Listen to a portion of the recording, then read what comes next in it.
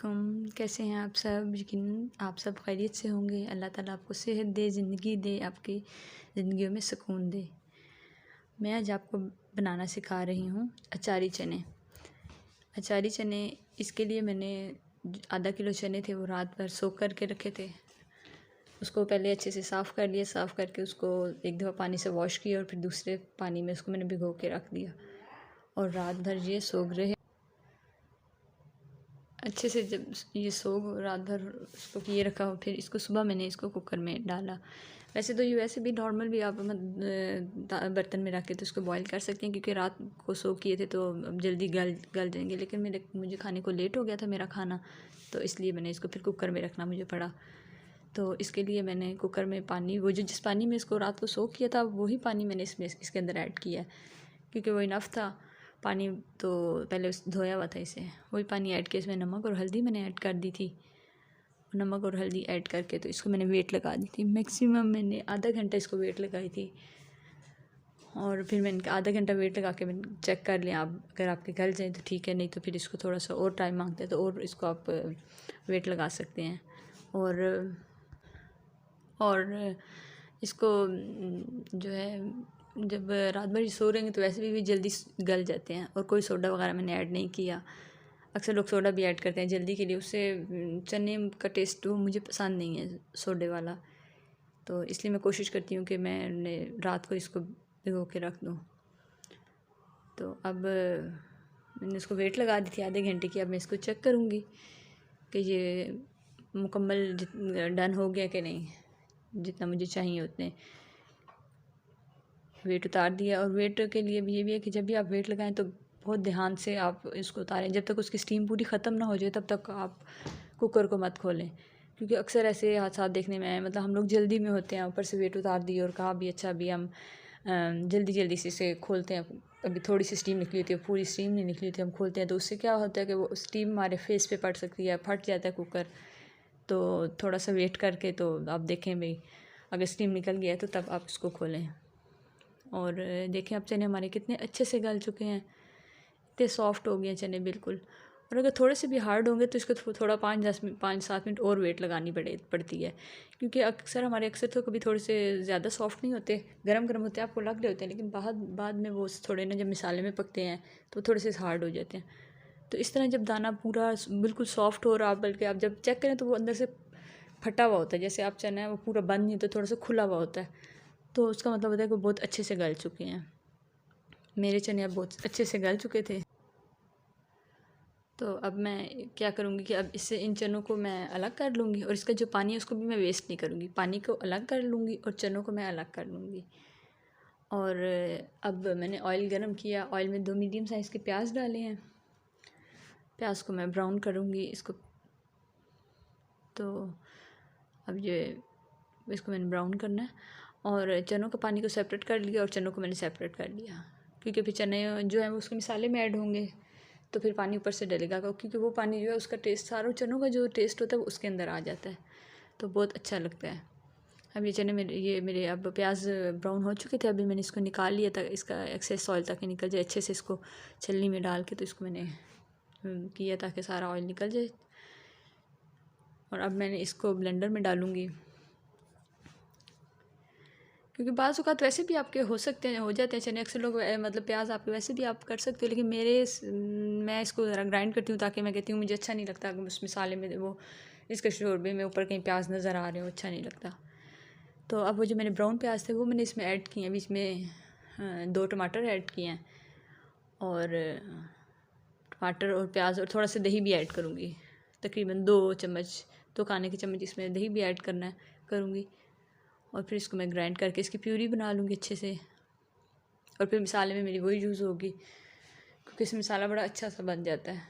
कहीं आपके प्याज वगैरह नज़र नहीं आ रहे होते। शोरबे वाला क्योंकि सालन होता है, हमारे घर शोरबा पसंद करते हैं, तो शोरबे वाला सालन होता है। फिर उसमें अगर शोरबे वाला सालन खुश्क हो सालन, फिर तो उसमें इतना पता नहीं चलता, लेकिन जब शोरबे वाला होता है तो प्याज उसके ऊपर आ जाते हैं तो वो अच्छे नहीं लग रहे होते। तो इसलिए मैं इसको ग्राइंड कर लूँगी। और मैंने थोड़ा सा दही ऐड किया है, वो मेरा ग्राइंड होकर मैंने साइड पे रख दिया।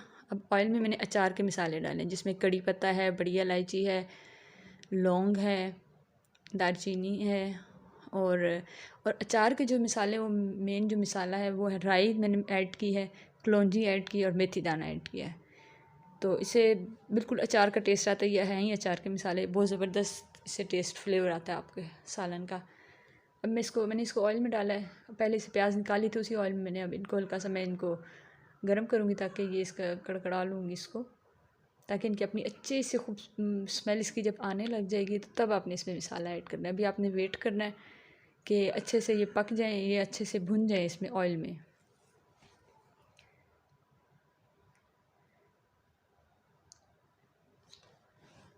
देखिए अच्छे से ये फ्राई हो रहे हैं, इनकी अच्छी सी खुशबू आने लग गई है। अब मैं इसमें फिर वो ऐड करूँगी जो मैंने प्यूरी बनाई थी, प्याज टमाटर की दही डाल के प्यूरी बनाई थी, वो अब मैं इसमें ऐड कर दूँगी।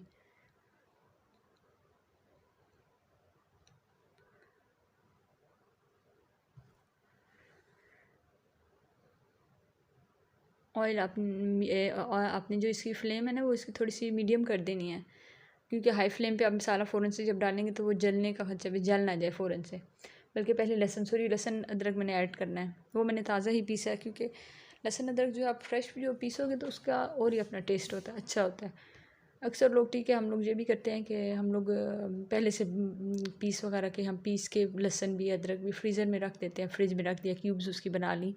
तो आपकी आसानी ये होती है कि कभी आपके पास टाइम नहीं भी होता, तो आपने खाना बनाना है तो आप फटाफट जी आप अपने उधर से निकाला लहसुन अदरक, तो आपने उसको ऐड कर लिया, तो फटाफट वो आपका हो जाता है काम। लेकिन जब अगर आपके पास थोड़ा टाइम हो तो फिर आप फ्रेश अगर कर सकें तो ये ज़्यादा अच्छी बात है, और फ्रेश का जो टेस्ट होता है वो सबसे अच्छा होता है। तो लहसुन और अदरक दोनों को मैंने बारीक पीस लिया था, अब वो इसमें ऐड कर दिया है। अभी मैं आपको वो भी सिखाऊंगी, अब ये जैसे बकरा ईद आ रही है तो इसके लिए अब मैंने पहले आपको कलेजी पाई वगैरह सिखाए हैं, और मैं अब आपको ये भी सिखाऊंगी लहसुन को अदरक को कैसे आप स्टोर कर सकते हैं फ्रीज़ करके। मतलब ईद पे इतना काम हो जाता है, तो आप ये कि आप पहले से ये करके अपनी तैयारी रखो, मिसाले बना के रखो, लहसुन करके रखो, अदरक, सब्ज़ मिर्चों का पेस्ट, टमाटर का पेस्ट, तो ये आपका आराम से यूज़ हो सकता है। जब आपका ज़्यादा काम है, ईद पे ज़्यादा गोश्त वगैरह संभालने का भी काम होता है, तो फटाफट ये है कि आपने उनको गोश्त लिया, उसमें वो चीज़ें ऐड की और फटाफट बना दिया, तो उसमें टाइम नहीं लगता, अभी बैठ के अब आप करो। तो अब ये मैंने इसमें मसाला ऐड किया है, ये टमाटर प्याज और दही का जो मसाला है वो मैंने इसमें ऐड किया, अब प्यूरी सी ऐड किया। अब मैं इसको थोड़ा सा भूनूंगी। इसमें प्याज तो जो थे वो तो पके हुए थे, मतलब मैंने फ्राई करके निकाल के तो उसको किया था, कि टमाटर थोड़ा सा उसमें कच्चापन होता है, क्योंकि वो तो उसमें भी नहीं पके थे, तो फिर उसको मैंने हल्का सा भूनूंगी और उसके बाद इसमें मसाले ऐड करूँगी। अभी तक मैंने इसमें कोई मसाला ऐड नहीं किया, और जब चने बॉईल किए थे सिर्फ चनों में मैंने नमक और हल्दी ऐड की थी, तो फिर मसाले में मैं थोड़ा कम नमक ऐड करूँगी, क्योंकि वो अगर जब आप चने बॉईल करें तो उसमें नमक आप जब ऐड कर देते हैं तो वो उससे चनों के अंदर तक उसका ना वो नमक का टेस्ट चला जाता है। तो मैं थोड़ा सा जब बॉयल करती हूँ तब भी नमक ऐड करती हूँ, मसाले में फिर उस हिसाब से ऐड करूँगी, मतलब कम ऐड करूँगी, क्योंकि कुछ चनों में पहले से उसमें पानी वो नमक है ऐड। तो अब मैं इसमें मसाले ऐड करती हूँ, क्योंकि मुझे मेरा ये जो है मसाला ये भुन चुका अच्छे से। इसमें मिसालों में मैंने नमक ऐड किया है और हल्दी ऐड करूँगी। हल्दी वैसे मेरे चनों में भी हल्दी मैंने ऐड की थी, उसका कलर अच्छा सा हो जाए। और तकरीबन 1.5 चाय का चम्मच मैंने इसमें सुरख मिर्चें ऐड की हैं, हल्दी ऐड किया, खुश्क धनिया ऐड किया है और नमक ऐड किया और ज़ीरा पाउडर भी ऐड किया है। तो अब इसमें जो मिर्चें हैं आप अपने टेस्ट नमक मिर्च आप अपने टेस्ट के मुताबिक भी ऐड कर सकते हैं, क्योंकि हर एक का अपना होता है, कोई ज़्यादा मिर्चें खाता है कोई कम खाता है। हमारे घर में मिर्चें ज़रा वो तेज़ खाई जाती हैं, कम मिर्चों वाला सालन पसंद नहीं करते। हालांकि पता है मुझे ये वो सेहत के लिए अच्छी नहीं है, लेकिन बस हमारे घर में कहते हैं कि फीका सालन होता है कम मिर्चों वाला, तो फिर पसंद नहीं करते, तो हम लोग मिर्चें सही ऐड करते हैं। देखिए अब कितना प्यारा सा कलर आ गया मिसाले का। अच्छे से जब मिसाला मैंने भून लिया, उसमें मैंने अब चने ऐड कर दिए, फिर बॉयल जो चने थे मैंने अलग करके रखे थे वो ऐड किए हैं। अब इस चनों को मैं अच्छे से मिसाले में भूनूंगी, ताकि जो मिसाला है वो चनों के अंदर रच बस जाए, अच्छे से चनों के अंदर उसका अच्छा सा टेस्ट आ जाए। आप भी ऐसे ही चने बना के ज़रूर ट्राई कीजिएगा, इसका बहुत अच्छा टेस्ट आता है। हमारे घर में सबको बहुत पसंद है, जो भी कहते चाहते चने ज़बरदस्त, सबको बहुत अच्छे लगते हैं। एक टाइम हम लोग चने मतलब चपाती के साथ खा लिए और एक टाइम फिर चावल बॉईल कर लेते हैं। मेरा ख़्याल है ज़्यादातर घरों में ऐसे ही होता होगा। अब मेरे पास चिकन स्टॉक पड़ा हुआ था, बच्चों के लिए मैंने चिकन बॉईल किया था, कुछ बनाने नगेट्स वगैरह बनाने थे, तो कुछ रोल्स वगैरह के लिए, तो फिर वो मेरे पास चिकन स्टॉक था तो मैंने इसमें ऐड कर दिया, उससे और ज़्यादा फ्लेवर अच्छा आ जाएगा। तो ना भी डालें तो कोई मसला नहीं, लेकिन मेरे पास पड़ा हुआ था तो मैंने कहा वेस्ट करने से बेहतर है चलो मैं चने बनाने उसमें ऐड कर देती हूँ। मैंने इसमें ऐड कर दिया। अब जो चनों का पैन है मैं मसाला अच्छे से भून गया, अब जो चनों का मैंने पानी रखा था वो इसमें ऐड करूँगी। अब इसको अच्छे से जितना आपने अपना रखना है, हमारे ग्रेवी वाला सालन शोरबे वाला खाते हैं सही, तो मैंने इसमें ऐड कर दिया है। जब ये अच्छे से पक जाएगा तो फिर इसको मैं गार्निशिंग में करूँगी। पानी डाल दिया, डाल के इसको ढक दूँगी, अच्छे से पकने दूँगी। जितना मुझे शोरबा चाहिए होगा, ग्रेवी इसकी जितनी चाहिए होगी उतना रख के तो फिर उसका फ्लेम ऑफ कर दूँगी। चनों के हिसाब से देख लें, जितना आपको थिक कम पानी चाहिए इसका डालना, आपने ग्रेवी कम रखनी है ज़्यादा रखनी है वो आप पे डिपेंड करता है।